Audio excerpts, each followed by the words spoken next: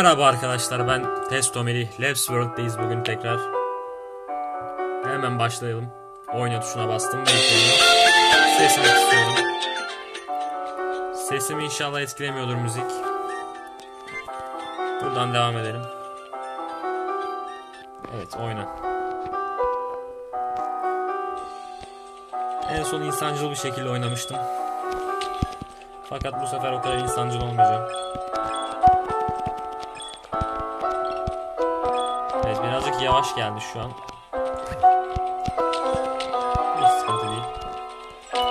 Buradan para. Tamam, hazinemizi aldık.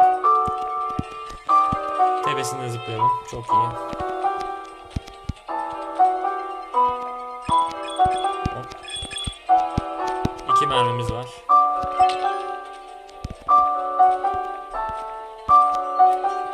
Bir mermimiz var ama havadan alacağım.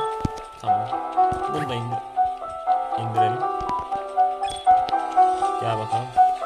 Çok güzel. Evet, şimdi onu ne yapsam diye düşünüyorum. Ona da zıplayalım. Hiç sıkıntı değil. Daha 2 canım daha var. 2 yoncam var. Arı geliyor. Bunda hop. Çok iyi zıpladık. Tamam, bunlardan ben bir kaçayım hemen. Düşsün o. Bir tık akıllı değil o. Evet, mermim kalmamış. Kozalarımız kalmamış. O yüzden üstüne zıplayacağım. Çok güzel. Bunlar düşmüyor. Tamam, sıkıntı değil. Şu parayı da alalım. Tepesine zıpladım.